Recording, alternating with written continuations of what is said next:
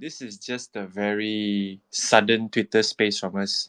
I just talked to Mr. Sani 10 minutes ago. I was like, yo, Mr. Sani, do you want to do a space about Malaysia's economy? And he's like, yeah, sure, let's go. And here we are.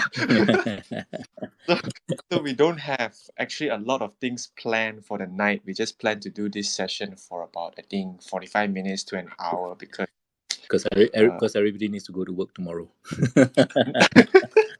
tomorrow is a public holiday, yeah. Mr. Sani. I forgot. It's a public holiday. Yes, you're not a Malaysian. No wonder got so many people. Here in Singapore, it's not a public holiday.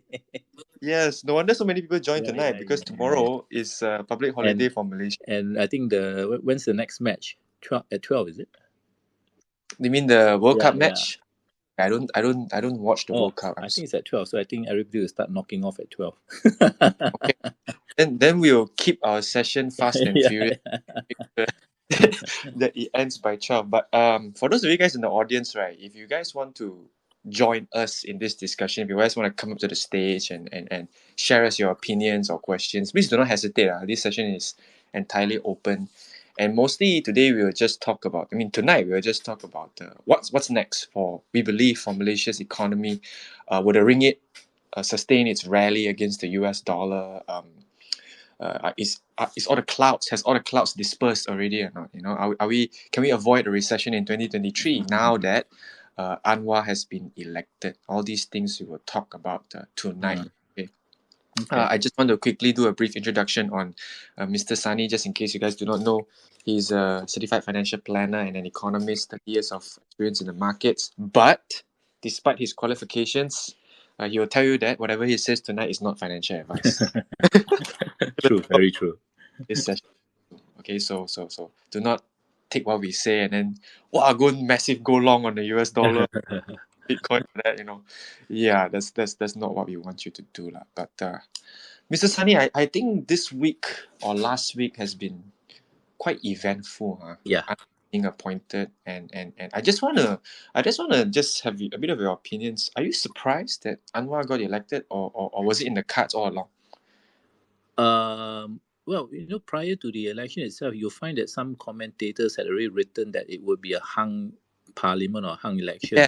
Yes. Because people did the numbers, they ran through the numbers, and they felt no one would actually get the majority.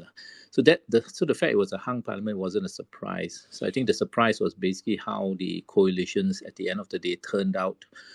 Because especially because Barisan lost so much. Everybody expected Barisan to be at least one of the major parties, and then from then on you'll get the jigsaws coming together. But turned out that Barisan became one of the kingmakers, or at least majority in terms of the smaller guys. So that shuffled things around. But at the end of the day, I think again, whether it's PN or PH and such, I think the markets itself welcome the fact that it was settled fairly quickly. Markets are very funny one. Whether it's PN, PH, or whoever the case is, if it drags on, the market just doesn't like it. If it settles fast, then the market is actually in a much better position. I think that's what we saw over the rebound right after the announcements. But the thing that I noticed about the good point you mentioned right there, the hung parliament is definitely not good for Malaysia's economy and also the Bursa market. When we had close to before Anwar got elected, the 2-3 days before that, Perikatan Nasional kind of said that it was in the bag already. They already made deals with the GPS and also tried to have the collation of the parties. At that point of time, the stock market, in particular sin stocks like Thing, Magnum, Carver, they dropped like a stone. When I was looking at the stock market, I was like, wow, this is crazy. And it goes to and the other speculation that I might have is that if Perikatan Nasional won, would it have a different reaction? Would it have an opposite reaction that the stock market might have tanked, Malaysian ringgit might have continued its downtrend? Because is it entirely possible, or is this just like purely based on once a leader gets elected, then the markets will resolve itself? Good question. I think it really depends. Had they come out after, let's say, assuming they would have been elected, had they come out very strongly to introduce measures which were less business friendly or less friendly to certain sectors like the sin sectors and such, then of course you would have that reaction. So that pre-reaction was basically in anticipation of something like that. So market always reacts ahead of the real news. But because it didn't happen, then of course everything reversed back again. Yeah. And we're looking at the ringgit right now, right? If you guys are at home, you have a laptop, you can immediately go to TradingView, search USD MYR, you will be shocked. Let me tell you that the past, I would say, 2 weeks or 1 week alone, the US dollar has really dropped like a stone against the Malaysian ringgit. Can you explain what's going on? Because I know a majority of the people think that it's because of Anwar getting getting appointed as the Malaysia's 10th Prime Minister. How true is this? Are there other factors at play over here when we talk about the Malaysian ringgit strength or perhaps the US dollar's weakness? Yeah, I did see people debating whether the ringgit strength was on the back of Anwar's election and so on. Let's put it this way. When I had a look at it, I think there were some there's some basis to that because whenever you look at currencies, in order to get a good picture, you need to look at several different viewpoints. A lot of people looked at the DXY, the dollar index, and say that dollar index has come off. Dollar is weak, therefore ringgit by right should have strengthened regardless of whether Anwar would have been elected or not. I mean, that's one dimension of it. But you need to add on another dimension and maybe even say that, okay, how did the ringgit do against other cross currencies like Sing dollars, Thai baht, Indonesian rupiah? Because then that gives you a better idea of the ringgit's strength against some regional currencies and not just the dollar index. And mind you, the dollar index is the majority is euro and yen. So when you do a little bit of this kind of deeper dive into this kind of analysis, it did show that basically the ringgit did have some individual ringgit strength by itself. It wasn't just dollar weakness that drove it down. So I would attribute that to Anwar's election, or at least in a general way, the political impasse being over, and the markets just reversing some of the negativity that was seen prior to that. So there was some of that, but overall, it's clear to see that it's the dollar weakness which is actually driving not only ringgit but many other currencies over the short run. Yeah, so definitely Anwar's appointment played, I would say, a key role in a bit of the ringgit strength that we're seeing right now. But okay, now that we have the ringgit strengthening to about 4.46, 4.47, the next question that people like us will ask is that, where next? Where are we going next? Will the ringgit continue to strengthen next week? Are we looking at it dropping back to 4.40? Maybe even some people I see on Twitter is like, it's time to go back to 4.0, guys. Boys and girls, I tell you, it's going back to 4.0 within this year. I don't know, such a bold prediction. Okay, I don't know, but is it possible or not? Are we looking at the ringgit to improve upcoming months as this new government plays out, or do we have to adopt the wait and see method? If you're talking about the ringgit, just solely on the ringgit Yes, itself, solely the ringgit. Yes. Yeah, solely on the ringgit itself. The ringgit is driven by the balance of payments. Okay, so if you look at if you understand what the balance of payment is, it comprises basically two accounts. The so-called current account, which takes into account the export and import of a country. So again, export and import will translate into what we call demand and supply for ringgit. If you export more, you will obtain more dollars. If you import more, you actually obtain you need to demand more dollars. So all of those have what we call implication of demand and supply on ringgit against certain trading partner currencies. So put it one side, okay. Then the other side is the financial accounts that takes into account basically the FDI flows, the flows into the stock markets, flows into the bond market. So as more money moves into Malaysia, then the demand for ringgit will increase. As more money move out of Malaysia from these markets, demand for ringgit will decrease. So this balance of payment takes into account both current account and also this financial account, and there's a smaller capital account. So all of these interact to give you the so-called equilibrium demand supply of the ringgit itself. Okay. So the ringgit's direction is mainly a function of two major developments in the future. Number one, will Malaysia remain competitive? So therefore, it exports much more, has a current account surplus. Its manufacturers earn a lot in dollars, bring it back, and then they have to convert it to ringgit. So demand for ringgit, okay, or will the capital accounts, stock market, bond market, property markets, or attract money in, and there will be FDI inflows and so on.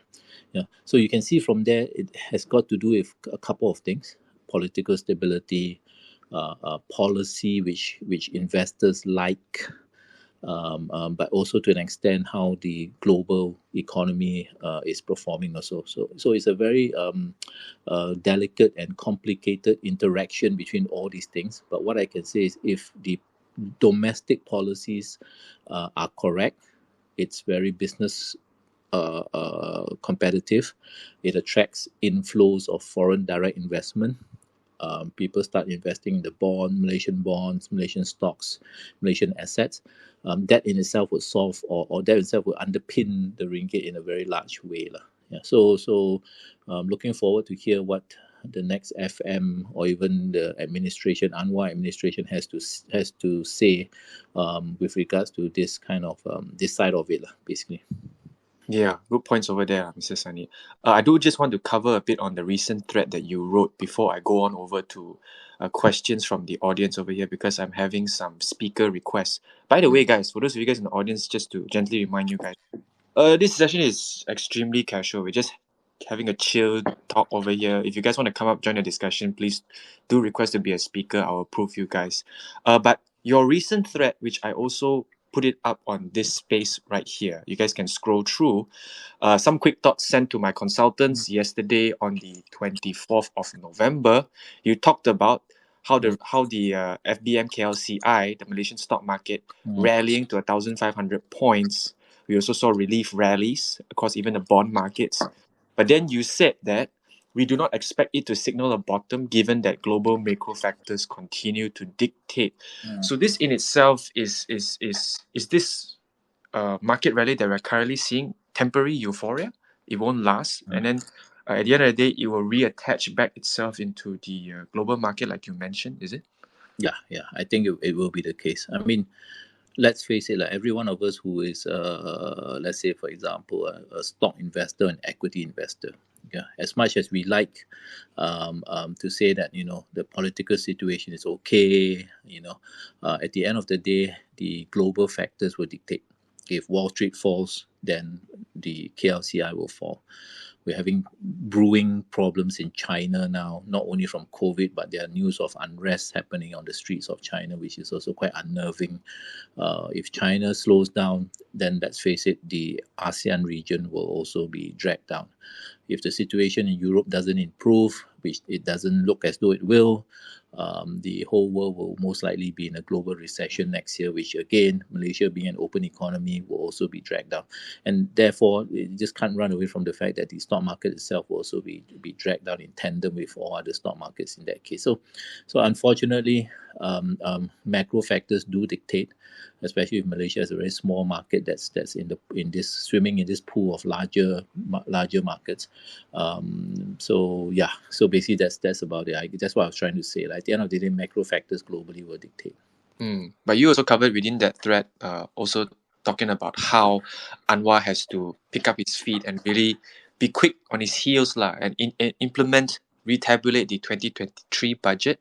and also electing the right finance minister. And let's say, what if he does that? Okay, what if he ticks all those boxes which you labeled? Is it possible for Malaysia to perhaps, I wouldn't say avoid a recession because that's a very steep ask, maybe just, I would say, ease into a lighter recession by probably stimulating the economy? But on the one hand, if we were to stimulate the economy, we have a problem with inflation as well, because our most recent inflation figure is 4.5%, higher than the bank's target of 2 to 3%. And what next? Do we expect Anwar to introduce a fiscal policy which is accommodative to the Bank Negara Malaysia to lower interest rates? I mean, are we looking at that next year? So I did write a thread on that also on my tweet on my feed, and I think it was titled "The Next Finance Minister Would Have a Very Tough Time," and those are the main points of it. I mentioned earlier it's going to be quite hard to avoid being dragged down by the so-called recession itself, or the global recession itself. So policy-wise, there's only two things you can do. Number one is you can actually loosen monetary policy, and yes, you correctly mentioned that may be tricky because inflation still remains very high. So Bank Negara's hands may be tied in terms of its aggressiveness in loosening monetary policy because it can't loosen too much if inflation is still stubbornly high. So that leaves what we call fiscal policy to come in to take over from that. And the most the tricky part with this situation is we are entering this recession with what we call balance sheets, which are very heavily tilted to the right hand side.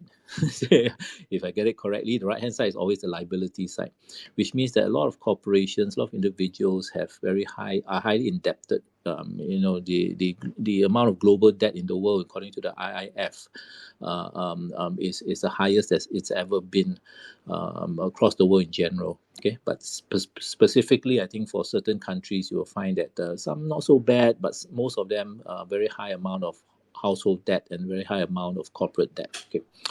So what would that lead to? Well, basically, in a recession itself, you will have what you see is you'll see your asset side of your liability come off, which is already the case. Cryptos are coming off, stocks and shares are coming off, your bonds are coming off. So you see your asset or your housing price, your house value is coming off. So you see the asset side shrinking. And yet you see the liability side staying stubbornly high because your loans never shrink as fast as your assets, and therefore what you have is this riskiness, balance sheet riskiness, because as your assets shrink, either margin calls set in, or you start saying, oh boy, I need to deleverage, I need to pay down my loans. So for every single dollar that you earn and you save, you're not going to consume, i.e., you're not going to stimulate the economy. Instead, you're going to take the ringgit, so-called, and you're going to pay down your debt. You're going to buy a hutang, and that doesn't create growth because paying off of debt is not something which creates GDP. Okay? Yeah, it destroys money, right? Yeah, it destroys money. Yeah, it's just it's not a consumption. It doesn't even exist in the function of C plus I plus G X minus M. Okay, so what happens basically is you'll find that both the individual and corporations are at risk of, well, it's a good thing to pay down your debt, but when you look at it from a GDP perspective, if the C is paying off their debt, the consumers' consumption, if the I is paying off their debt, the businesses, where's the growth going to come from? You're only left with X minus M, which is exports. And if global trade comes off, and that has never been a very large component in itself, that just leaves the government as the sole provider of growth overall. So if the C plus I, the consumers and the businesses, let's say just theoretically reduce their consumption by 10%, the government has to step in to match that 10% in order for growth just to stay stable. I mean, that's just a very simplistic way of looking at it. So that's really the situation we're in today, where I think governments, to be fair, governments worldwide will be faced with this situation where central banks' hands are tied. We saw that in the UK. The UK, basically, central bank had problems because they were fighting inflation and government had to come in with a budget and so on. It's just going to be everywhere across the world. These are the decisions that the governments have to make. If you're a government which has a debt level which is fairly high. Malaysia's debt level is about 62% of GDP at this point, and very near to the ceiling of 65%.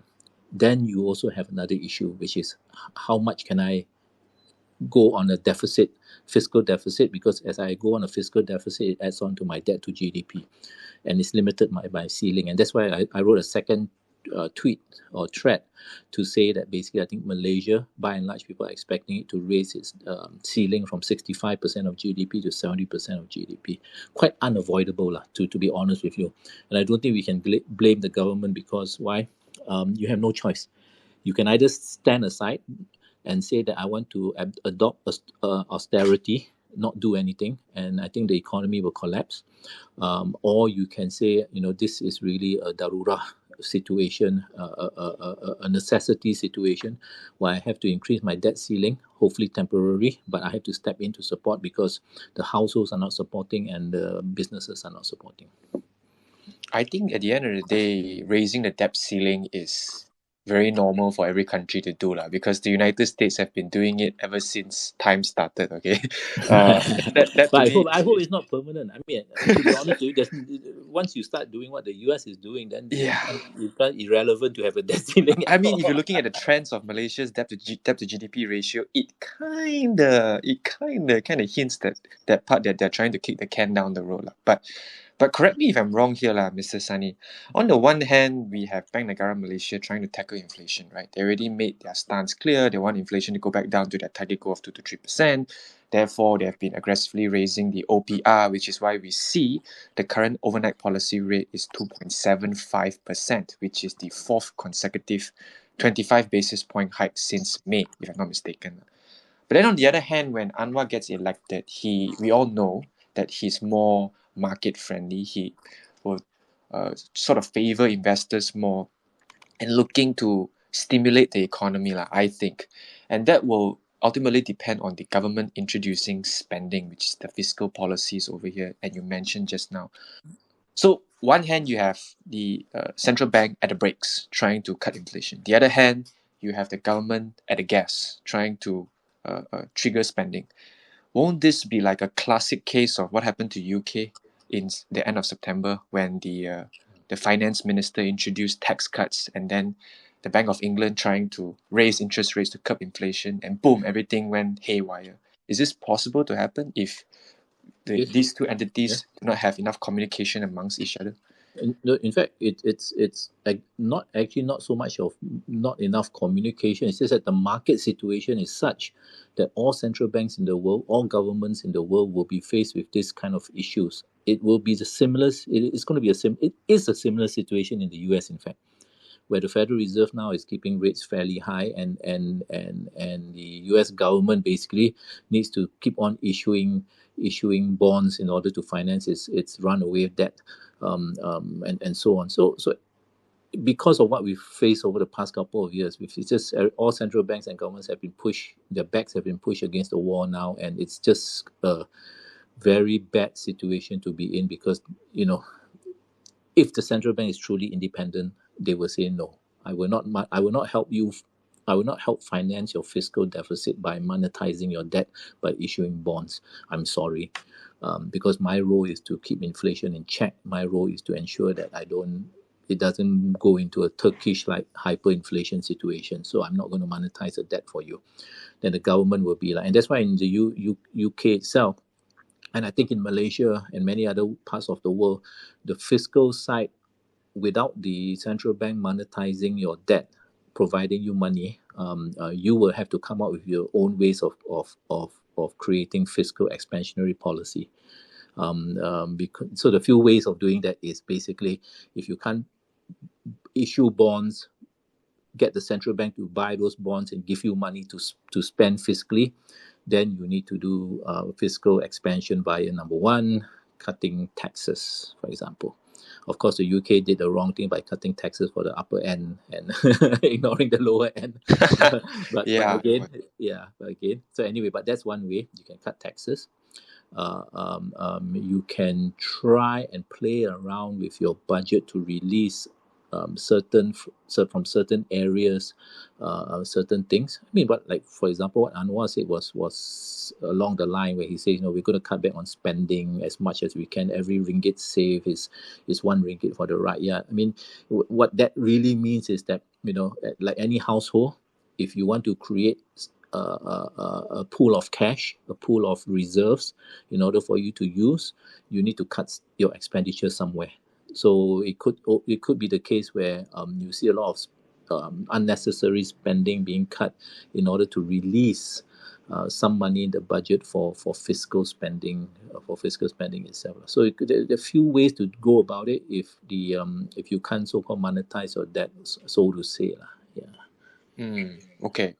But could Anwar also propose tax cuts like maybe not like what the UK has proposed that, because previously whatever they propose is a massive failure, okay, to cut tax for the rich. But maybe let's say Anwar cut taxes for maybe everyone, but maybe the poorer people, lower to middle income people.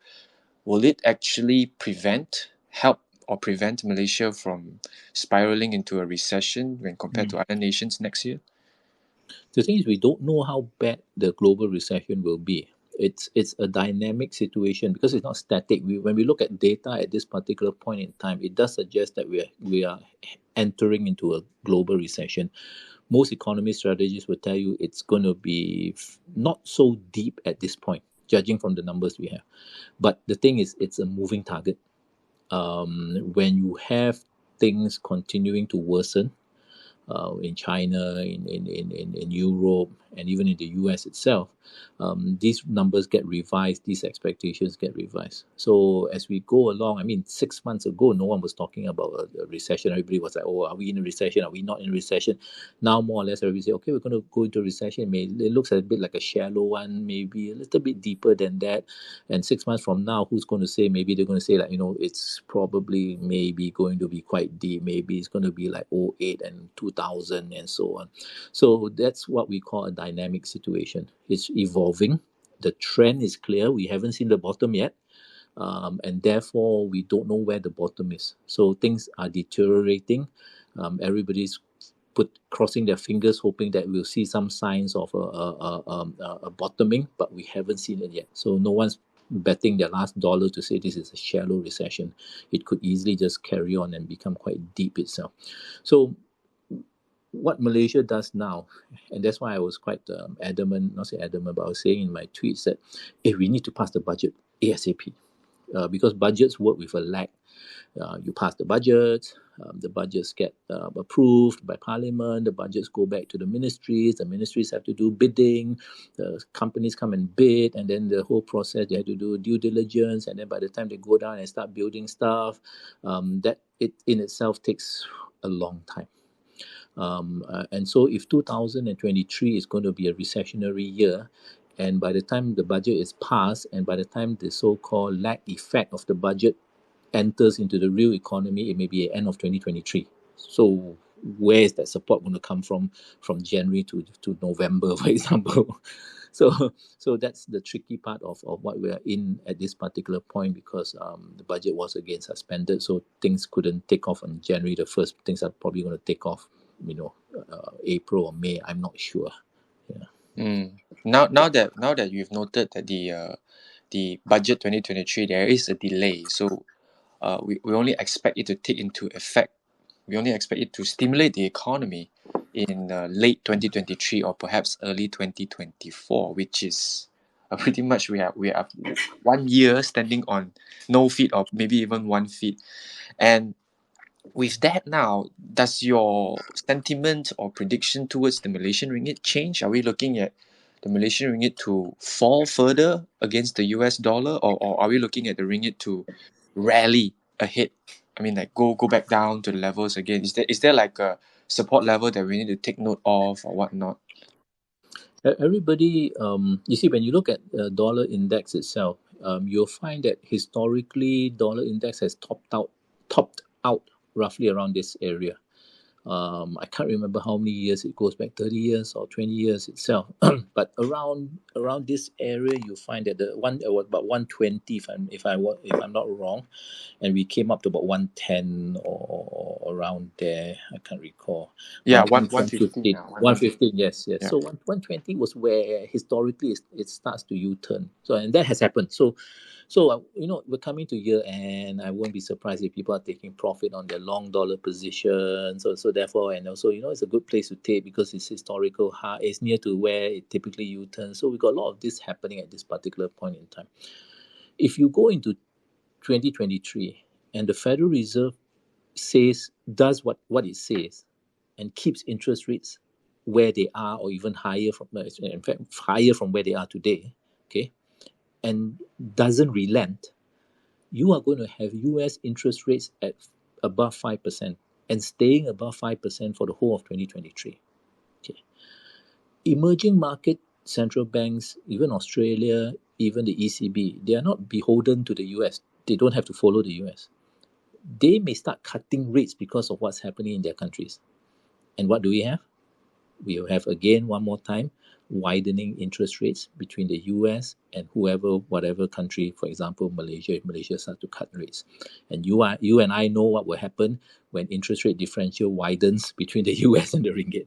Yeah, it's pretty straightforward already. It's plain as day what will happen. And it's like what we previously experienced, like the Bank Negara Malaysia, although we try and catch up with interest rate hikes, but the Federal Reserve is 3 times more aggressive than what we are portraying right now. So when you talk about this in terms of the Federal Reserve keeping interest rates high and possibly not pivoting, because I think the recent minutes of meeting and also the recent FOMC statements from the Federal Reserve, Jerome Powell, did not say anything about pivoting also. And when someone asked him about... I'll right? tell you why the Fed won't pivot. Okay. Very simple. The Fed looks back into the 1970s. Okay, that was the last time where energy prices was high and they had so-called inflation shooting up very high. When they look back to the 1970s, they look at their colleagues back then. What did they do? Well, the Federal Reserve back then, the committee back then, inflation was high, they raised rates. Okay, once inflation started to show signs of coming off, they actually reduced rates because they didn't want the economy to go into a tailspin. Okay, so they reduced rates. What happened next? Inflation came back into the picture. What did the Federal Reserve have to do? They had to raise rates again. And then inflation came down. Then the Federal Reserve eased off.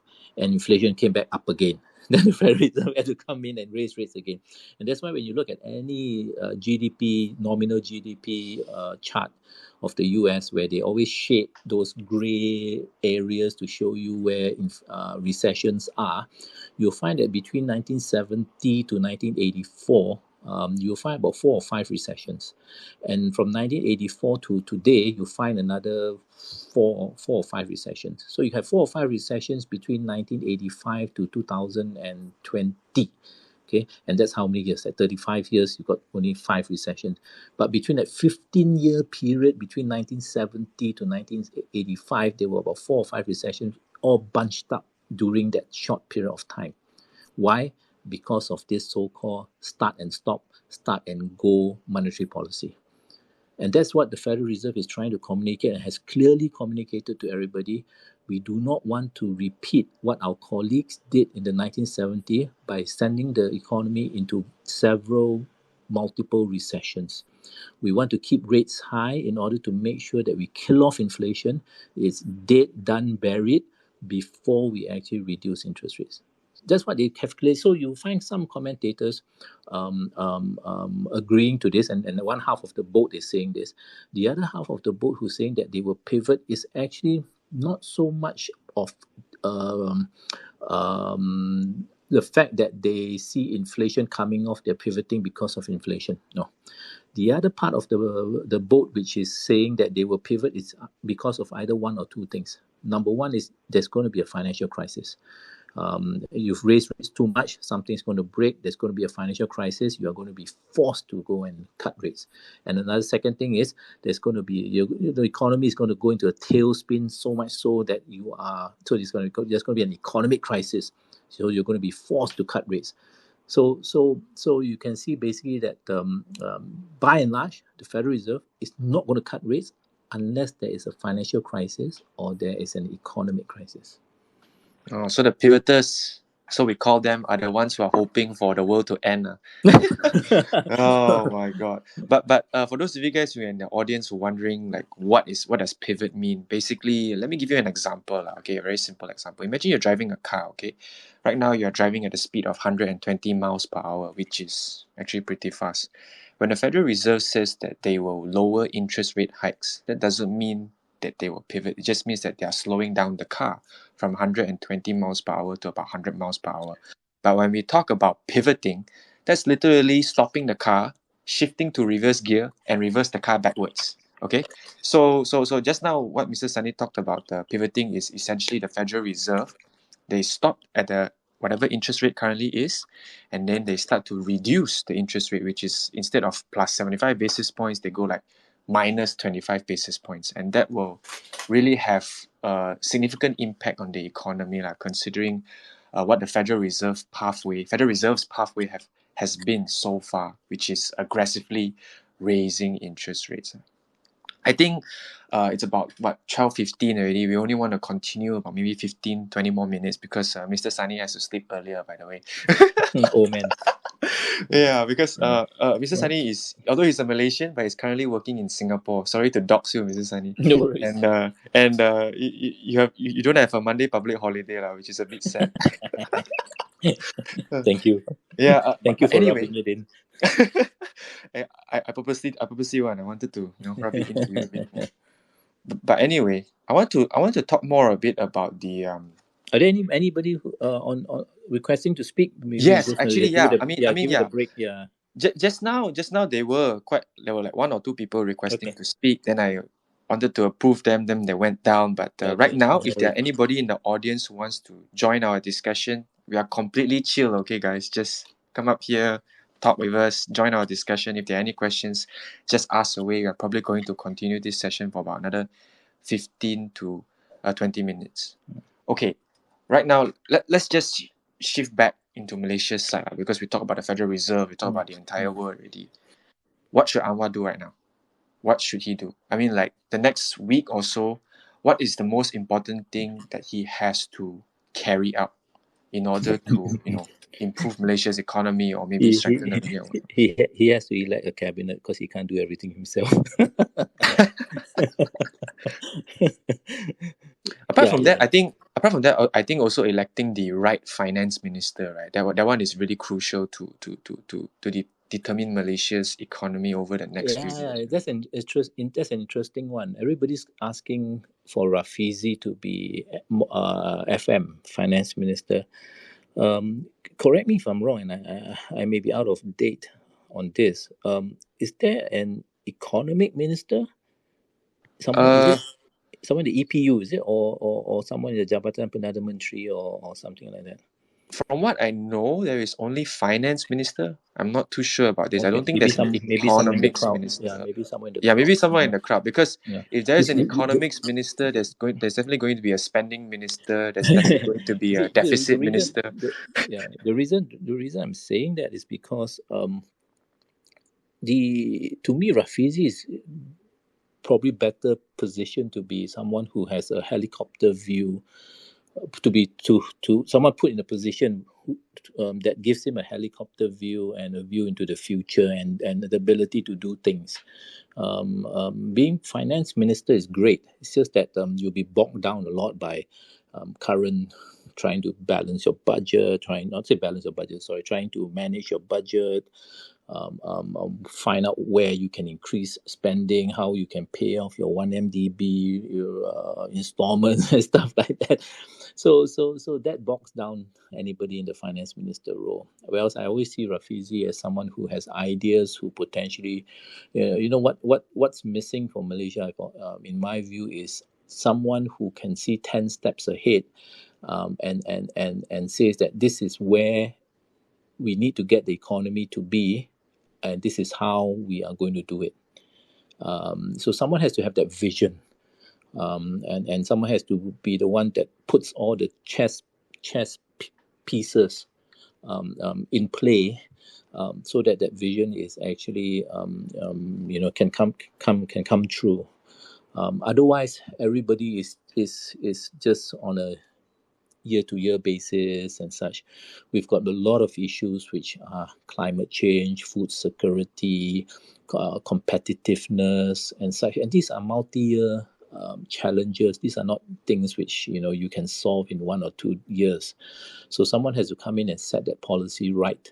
And it seems to me, I mean, again, I can be wrong. I don't know Rafizi myself, but from the very few interviews I've seen of him, he does look like someone who has that vision to see much further than a lot of other people.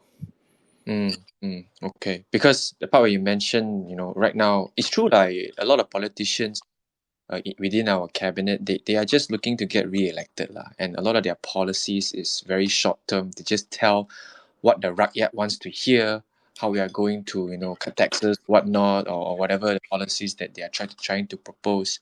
And at the end of the day, the longer term impact is rarely considered, as long as they get re-elected into power.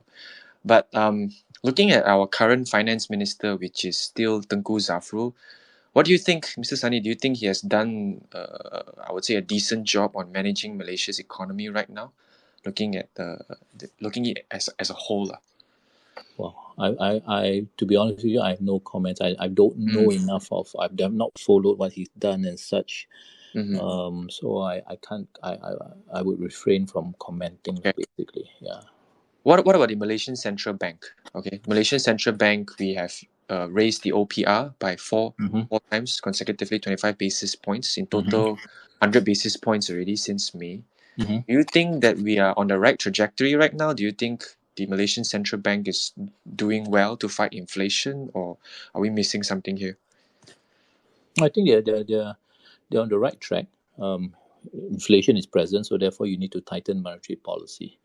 It's not an easy thing to do, especially when now you have to. It's easy to do when your economy is doing well. It's going to be harder to do when your economy is going the other way.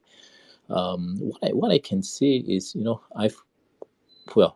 my previous job, I used to kind of work with or at least I had communication with the central bank. The Malaysian central bank, few other central banks in the region and such. They are staffed by very good people. Some of my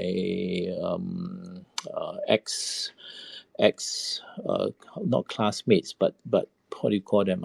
Came from the same school. I was from MRSM Kuantan the last time. They're in the central bank now and in very high position. They are very smart people. So I have no doubt that the central bank, as long as it can maintain its independence from politics, will serve and it serve its mandate out lah. So I've no doubt about it. So it's sometimes not the issue with the central bank, it's just the cards being dealt to the central bank, i.e. a very difficult position where you have high interest rates, softening economy, strong dollar, no central bank. Malaysia is not even in a bad position compared to Australia, to what was that other country? I think UK. Was it UK? Yeah, UK 11.1%. Yeah. No, not even the inflation. I'm talking about the central banks who conducted quantitative easing. Turkey. Quantitative easing back then. The G7 central banks like Australia and I think the UK also, and currently even the US. All of them are with negative equities because all the bonds that they've put onto their balance sheets now are yielding negative mark to markets, because when they bought those bonds it was at zero interest rates. Now the interest rates have gone up. Even the Federal Reserve, the latest numbers, the Federal Reserve used to be what we call a net contributor to the government coffers. Every time it made money, it would transfer money over to the government. Most recent numbers are negative. So I'm just trying to say that central banks around the world are grappling with all these things coming at the same time. Because why? Because we've had this really mind-boggling past 10 years. Zero interest rates, negative interest rates, massive amount of liquidity, things which have caused a massive amount of misallocation and such. And I think we're just seeing the results of that at this particular point now, beginning to see. I mean, tracing back to what you always say, right now is really you are facing an everything bubble, and when you look at it, right, when you look at Malaysia as a whole and you compare it to other countries, am I wrong to say that Malaysia, it could be worse, okay? But when we compare to other countries, we are actually quite okay, when we compare to UK, when you compare to Turkey, you compare to Sri Lanka.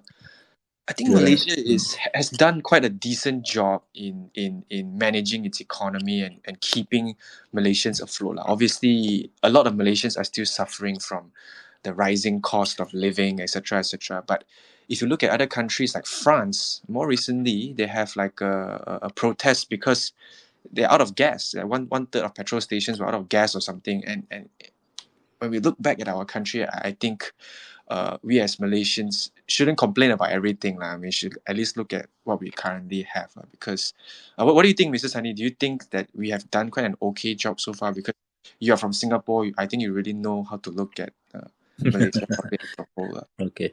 I'm assuming this question is very macro kind of question. Yes, macro. Very, We're not very looking into high. politics. We're Yeah, not looking into politics. very high up kind of Yeah, question. yeah, yeah. Okay.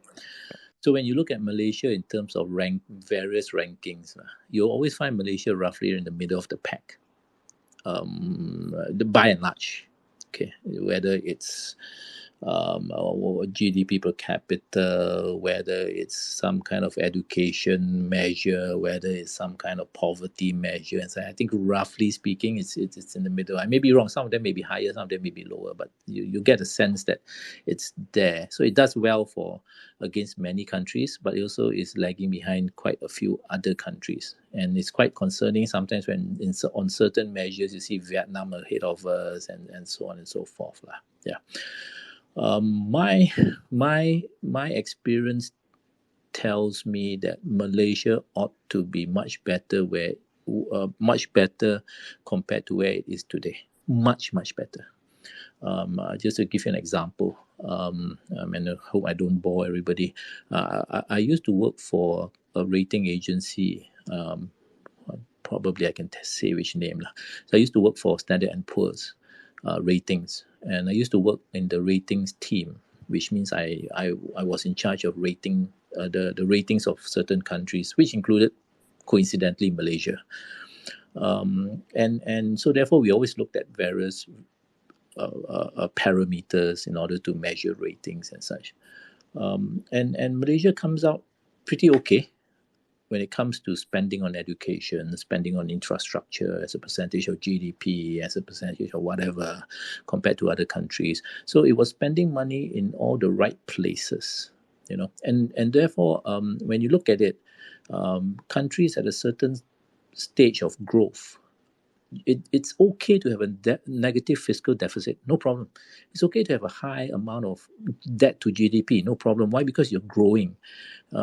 Even companies at a very early stage, they start to burn money, and before they start to earn money, they will burn a lot of money and they go in debt and so on. But that's part and parcel of early stage, mid stage kind of growth.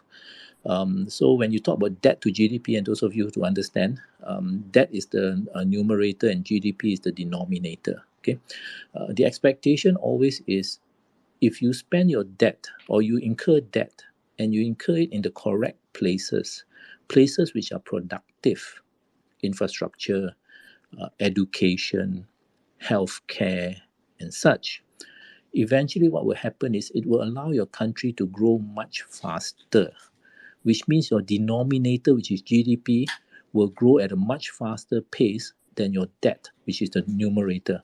So effectively, your debt to GDP would come down eventually as the spending on productive factors start to stimulate economic growth in the future. Okay, so that has more or less, that's the premise more or less. The problem with Malaysia still is that while a lot of spending was done on infrastructure, education, even maybe healthcare and such, maybe that growth didn't come along as strong as it ought to be, as fast as it ought to be. Okay, and one can make theories as to why that is the case, because either the money was spent but wasn't spent in the correct way, i.e. you build your roads deteriorate, instead of 20 years before you need to do your roads again, it deteriorates in 5 years' time. Then you need to dig it up and start building it back again. Or it could be the case where like the place I visited in Barrio, Sarawak, where and if those of you who have been to Barrio or heard of Barrio, it's very famous for its salt, and also it's Barrio rice. So I went to the factory that produces the famous Barrio salt. It was a dilapidated, rundown factory, and about 100 meters from that factory was a new factory. It was a just very swanky, modern factory, but it wasn't in use. I asked the fella, I said, you got the new factory, why aren't you using the new factory? Why are you staying back at the old factory? Oh, they said, they came, they built it, they had a big ceremony to officiate it. Everybody went away. Guess what? They built the factory in the wrong place, because 100 meters away from where we are, there's no salt. We can't drill for salt. We can't create the salt. We can't mine the salt. So effectively, what you had was a GDP being created for that particular year that the building was being built, but there was no productivity thereafter. It was one-off.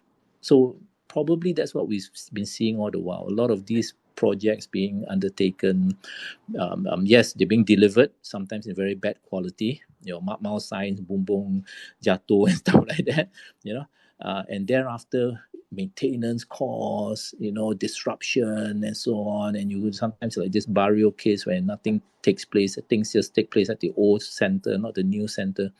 It doesn't translate into higher growth into the future. Okay, so that is my disappointment. If you were to ask me, if this administration, any future administration, can solve this jigsaw puzzle or this thing, I think we are in for a better trajectory going forward, for the amount of money that we have been spending on the economy.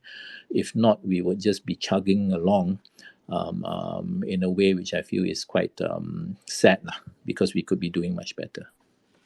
Yeah, I mean, good points you covered over there. You basically were talking about misallocation, right? Essentially, you invested so much in a particular project, and then at the end of the day, you realize, there is no natural resource there, there is no salt there to mine or whatnot, and the entire project goes to waste. So probably we're seeing a lot of that in Malaysia, but when I guess you compare to countries like China, China is way worse now when we talk about that, because the real estate crisis of China, we haven't even dived deep into that. And if we want to do, if you want to talk about that, we will need another session entirely, because right now I believe China is in a big mess. And let's just latch on a bit right here, China, because China is Malaysia's biggest trading partner, or perhaps the other way around, right? I think China is Malaysia's biggest trading partner, if they're correct. And if China were to have like a massive crisis internally, I mean the real estate crisis, and then they also have the banking scandals, the contagion will definitely affect Malaysia, right, Mr. Sani? Yes.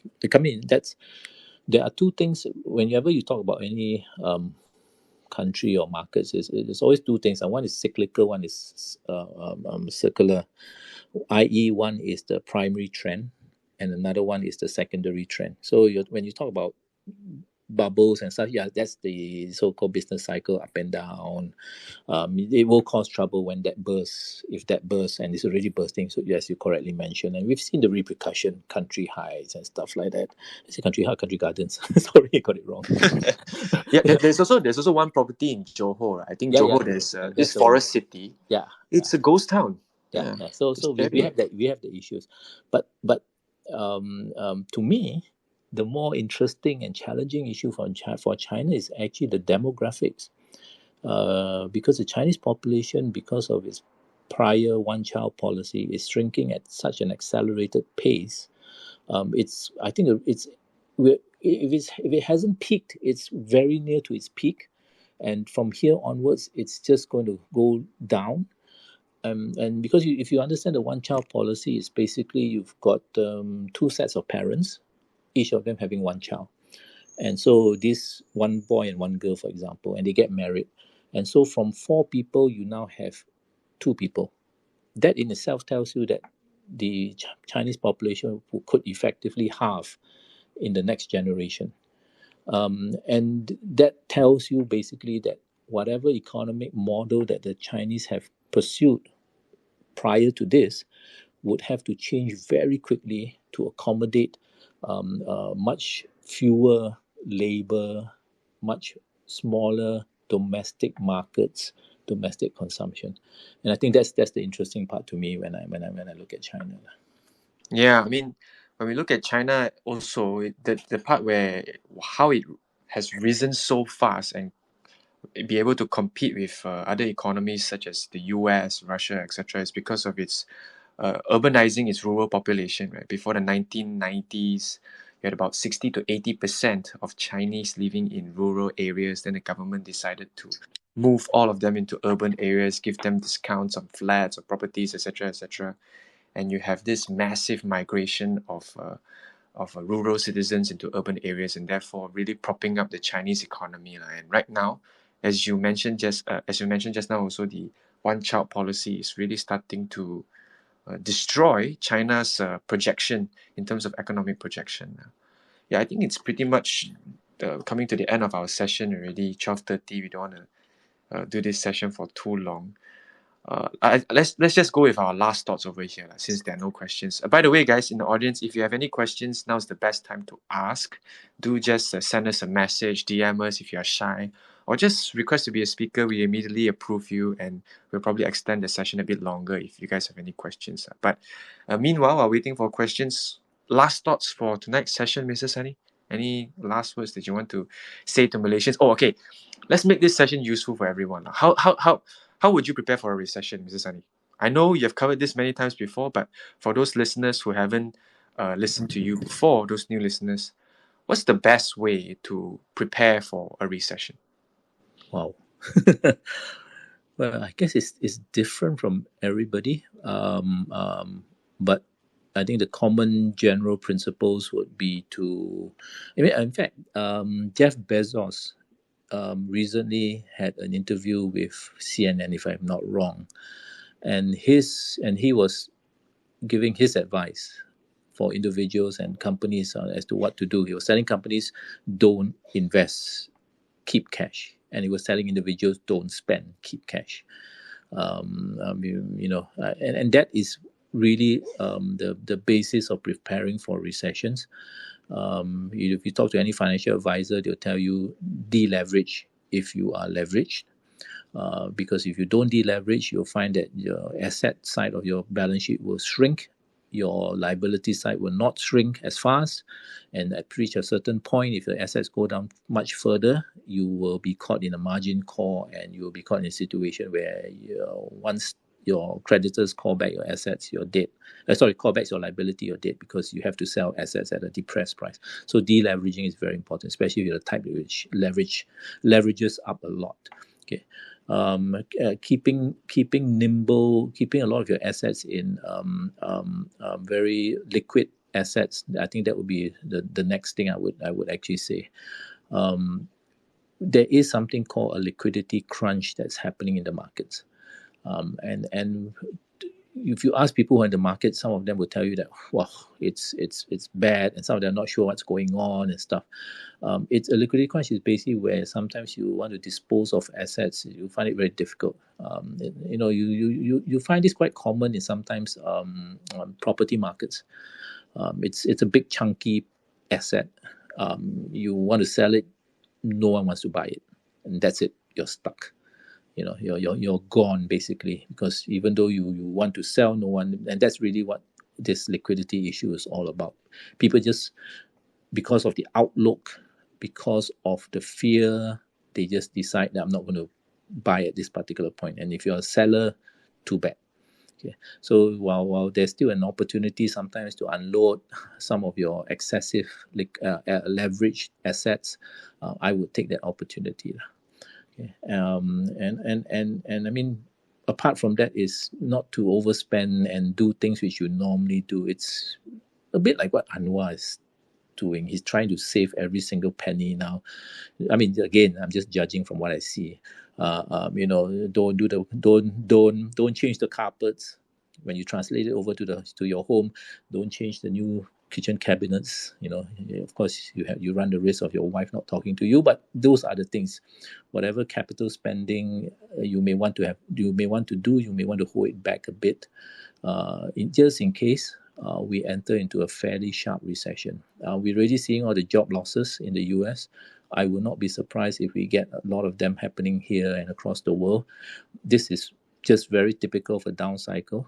On the way up, everybody is like just hiring. And if you've been through recessions like me, you will know that on the way down, everybody will start firing, which is very common. Some of you who are much younger than me, who have not gone through the 2000 recession, who have not gone through the 1998 recession, you may not know what I'm talking about, but yeah, you just have to be aware.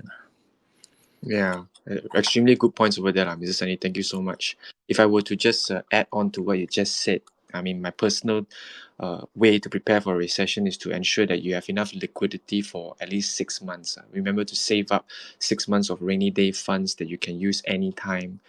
Keep your 9 to 5 job if you can. Now is the worst time to go and say that my employer sucks. I want to leave my job. I'm going to find a new job. That period is gone, guys. I mean, we have to accept it. We have to go and bite the bullet. We have to. I know lah. Some of you, a lot of us in Malaysia are getting exploited. Okay, which is like you're an accountant. You're expected to work 9 to 9. Weekend, you're also expected to answer the boss phone call. But looking at the bright side, at least you still have a job. I mean, the last thing you want is to not to have a steady stream of income. That's the ultimate point over here. And wherever avenues you can earn additional income, maybe just go for it. If you want to write a book, or perhaps start a business, do a Twitter account, or maybe just help somebody ghostwrite, or do some YouTube video or something like that. If there's any avenues for you to earn income, especially probably in a stronger currency, US dollar, that you can try and take that risk, is entirely okay. And the one that I like, which is from Han, that I still remember, certified financial planner also, is to DCA regularly if you have a DCA plan, but rebalance your portfolio. Okay, you make sure you have a portfolio pie chart of your assets, and remember to rebalance accordingly into your risk preference, or manage your risk accordingly lah. And obviously, just to, I would say, ensure ourselves, me and Mr. Sani over here, do not take anything we say as financial advice. Okay, these are just our thoughts on how we would prepare for a recession, right, Mr. Sani? Yeah, true.